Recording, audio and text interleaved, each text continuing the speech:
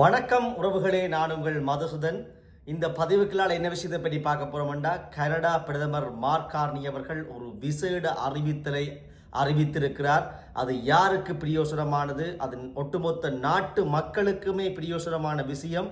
அந்த விஷயத்தினூடாக ஒரு தரப்பிற்கும் அதிகளவு சம்பள உயர்வும் கிடைக்கப் போகின்றது. யார் எந்த தரப்பிற்கு சம்பள உயர்வு கிடைக்கப் போகின்றது, அவர் என்ன அறிவிப்பை செய்தார் என்பதை சிறு தொகுப்பினூடாக இதை பார்ப்போம். கனடாவிலே இருப்பவர்களுக்கு இது மிகவும் முக்கியத்துவம் வாய்ந்தது. தங்களுடைய அறிவை வளர்ப்பதற்காகவும் இது உதவலாம்.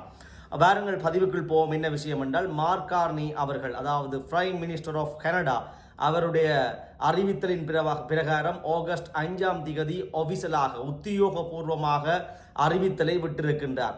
அவருடைய உத்தியோகபூர்வ வலைத்தளத்திலே கூட, அந்த அலுவலக வலைத்தளத்திலே கூட அதற்குரிய அறிவிப்புகளை நீங்கள் பார்க்கலாம். என்ன விஷயம் என்று பார்த்தோம், நாட்டினுடைய அவருடைய துணிப்பொருள் எங்கு போனாலும் பொருளாதாரத்தில், பாதுகாப்பில், பொருளாதார வளர்ச்சியில், விளையாட்டுத்துறையில் எல்லாத்திலேயுமே கனடா ஸ்ட்ராங்காக இருக்க வேண்டும் என்பதுதான் அவருடைய கொள்கையாக இருக்கின்றது, புதிய கவர்மெண்ட் கொள்கை. அந்த வகையில் கனடா ஸ்ட்ராங் என்ற அந்த துணிப்பொருளுக்கு கீழே இப்பொழுது அவர் பாதுகாப்பு துறையின் மீது கவனம் செலுத்தி இருக்கின்றார். பாதுகாப்புத்துறைக்கு என்ன விஷயம் என்று பார்த்தோம்னால், இராணுவம். பாதுகாப்புத்துறை என்று பார்த்தோம்னால் இராணுவம். இந்த இராணுவம் கடந்த 30 ஆண்டு காலமாக ஒரு புனருத்தாரணம், அதாவது புதிய மறுசீரமைப்பு இல்லாத, ஒரு பழமை வாய்ந்த அல்லது நவீன விடயங்களை கொண்டிருந்தாலும் ஒரு மறுசீரமைக்கப்பட வேண்டிய, நவீன மயப்படுத்த வேண்டிய ஒரு தேவை இருப்பதாக கருதி 30 ஆண்டுகளுக்கு பிறகு ஒரு மிகப்பெரிய மாற்றத்தை செக்யூரிட்டி ஆஃப் கனடா, அதாவது கனடாவினுடைய மிலிட்ரி ஃபோர்ஸில் கொண்டு வரப்போகின்றார். அவர் கூறியிருக்கிற கருத்தின் பிரகாரம் பாரிய மாற்றங்கள் இராணுவ சேவையிலே வரப்போகின்றது.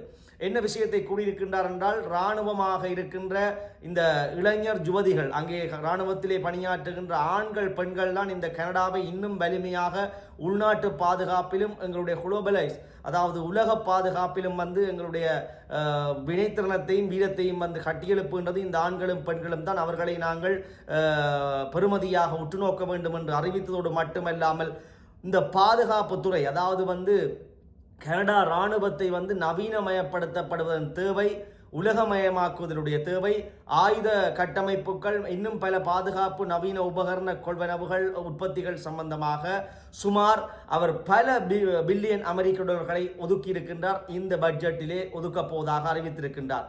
அதாவது 9 பில்லியன் டாலர்களை இதற்கு ஒதுக்குவதாக அறிவித்திருக்கிறார். உத்தியோகபூர்வமாக மிகப்பெரிய தொகை. அதாவது கனடா இராணுவத்தினுடைய மீள் கட்டுமானம், நவீனமயப்படுத்தல் உள்ளடங்கலாக கனடா இராணுவத்தினுடைய சம்பள உயர்வுகள், மேலதிக கொடுப்பனவுகள், வேறு சலுகைகளுக்கும் இதுக்குள்ளதான் அந்த காசு இருக்குது. ஆகவே இன்னும் ஒரு மகிழ்ச்சியான செய்தி, கனடாவினுடைய பாதுகாப்பு துறையில், இராணுவத்தில் பணியாற்றுகின்ற அனைவருக்கும் சம்பள உயர்வு கிடைக்கப் போகின்றது. ஆகவே உங்களுடைய உறவினர்கள் யாராவது இராணுவத்திலே கடமையாற்றினால் ஒரு மகிழ்ச்சியான செய்தி, சம்பள உயர்வு கிடைக்கப் போகின்றது. என்ன மாதிரியான சம்பள உயர்வு என்றால், இது என்றும் இல்லாதவாறான ஒரு சம்பள உயர்வை அவர்களுக்கு கொடுக்க போகின்றது. அவர்கள்தான் இந்த கனடாவினுடைய பாதுகாப்பை வலிமைப்படுத்துகின்ற பிரதான நபர்கள். அவர்களுக்கு முக்கியத்துவம், மரியாதையும் கொடுக்க வேண்டும் என்றும் அவர் கருத்துரைத்திருந்திருக்கிறார். அதேவேளை ஒரு 8% சம்பள உயர்வு கேர்னல் தரத்தில் இருக்கிறவர்களுக்கும், 13% சம்பள உயர்வு அந்த கேர்னல் தரத்தை விட உயர்வான பதவிகளை வகிக்கக்கூடியவரும், இன்னும் மேலதிக இராணுவ பதவிகளிலே இருப்பவர்களுக்கு 20% அதிகரிப்பு என்று பல அறிவிப்புகளை அதிக வீதத்திலே அறிவித்திருக்கிறார். இது இராணுவத்திலே கடமையாற்றுகின்ற அனைவருக்குமே ஒரு மகிழ்ச்சியான செய்தி. அதைவிட இன்னும் ஒரு அறிவிப்பை செய்திருக்கிறார். பல இராணுவ வீரர்கள் தங்களுடைய பயிற்சி காலங்களுக்காக குடும்பத்தை பிரிந்திருக்க வேண்டிய சூழ்நிலை இருக்கின்றது. அதைவிட பிரயாணங்கள் செய்ய வேண்டிய சூழ்நிலைகள் இருக்கின்றது. அதற்குரிய செலவுகளையும் நாங்கள் ஈடுபடுத்துவதற்கு வேறு விதமான சலுகைகள், கொடுப்பனவுகளையும் வழங்க இருப்பதாக கூட அறிவித்திருக்கிறார். ஆகவே மக்களே, ஒரு மகிழ்ச்சியான செய்தி. கனடா பாதுகாப்பான நாடாக இருக்கின்றது என்றால் கனடாவுடைய இராணுவம் ஸ்ட்ராங்காக இருக்கின்றபடியால் அதுதான் எல்லைகளையும் சரி, அதைவிட வெள்ள இடர்கள், இயற்கை இடர்கள், காட்டுத்தீ இடர்கள் போன்ற பல இடர்களையும் கட்டுப்படுத்துகின்ற தேவைப்பாடும் இராணுவத்திற்கு இருக்கின்றது. கடந்த மாதங்களுக்கு முன்னர் அல்பர்டாவில், நியூ ஸ்கெட்சுவானில் நடைபெற்ற தீப்பரம்பரைகளை கட்டுப்படுத்துவதற்கு இராணுவத்தினுடைய பங்களிப்பு மிக அளப்பரியது. அந்த வகையிலே இராணுவத்தை அவர் இராணுவ தளத்துக்கு விஜயம் செய்திருக்கிறார். அதனுடைய அறிவிப்பு காட்சிகளையும் பார்ப்போம். Our Canadian Armed Forces are getting a well-deserved raise. These are the women and men who serve our country. who make immense sacrifices every day to preserve our security and sovereignty, who protect us from threats at home and abroad. Men and women who rush into wildfires and floods to bring Canadians to safety, who deliver life-saving aid in famines and war zones.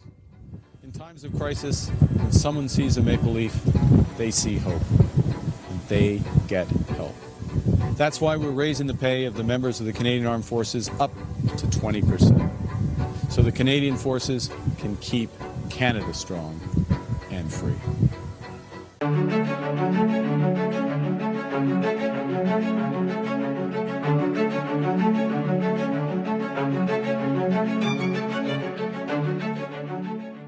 My name's Chris Millett. I'm your Member of Parliament for the Bay of Quinte. And I'm immensely proud of this place.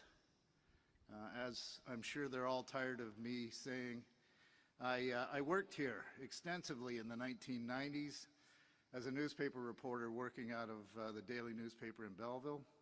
I deployed with the men and women of this place.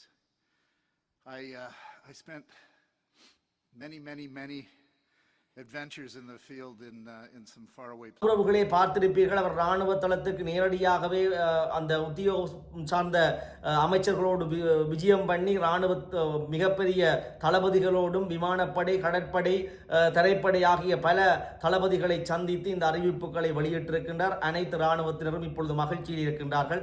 இதில் இன்னும் ஒரு விடயம் என்ன விஷயம் என்றால், நேட்டோவுக்கு Canada நேட்டோவில் இருக்கின்றது. நேட்டோவுக்கு மொத்த தேசிய உற்பத்தி GDP 2% ஒதுக்குறது. இனியும் நாங்கள் இராணுவத்துக்கு 2035ஆம் ஆண்டு இலக்காக 5% கனடாவினுடைய மொத்த தேசிய உற்பத்தி கிராஸ் டொமஸ்டிக் ப்ராடக்ட் என்று சொல்லப்படுகிற GDP-னூடாக 5% ஒதுக்க வேண்டும்.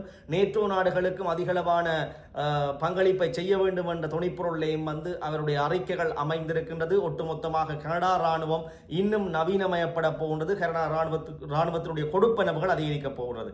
இதில் ஒரு கருத்தை சொல்லிவிட்டு நாங்கள் பதிவை நீளமாக்காமல் முடிப்போம். இராணுவத்திலே பலர் இணைய வேண்டும், கனேடிய குடிமகன்கள். ஏனென்று பார்த்தோம்னால் சீக்கியர்கள் பலர் டொரண்டோவில் நடைபெற்ற இன்டர்வியூவில் ஆட்சேர்ப்பில் பல சீக்கிய பெண்களும் ஆண்களும் அள்ளுகொள்ளையாக இணைந்திருந்தார்கள். ஆனால் எம்மவர்கள் பலர் அந்த இராணுவத்திலே இணைவதை குறைவாக இருக்கின்றார்கள். ஒரு தமிழர், எங்களுடைய யாழ் இந்து கல்லூரியினுடைய பழைய மாணவன் வாசிகன் அண்ணா, அவர் மதியாபரணம் அவர்கள் இராணுவத்திலே இணைந்து பல சேவைகளை ஆற்றி இப்பொழுது ஓய்வு பெற்றிருக்கின்றார். அவருக்கு எங்களுடைய வாழ்த்துக்கள், அவருக்கு பாராட்டு விழாக்கள் நடைபெறுகின்றன.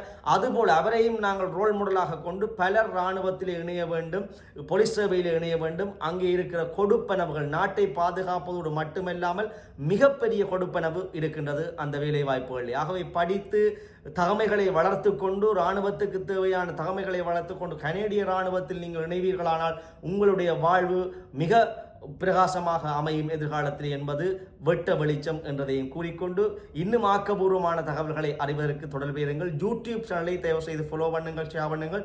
நன்றி.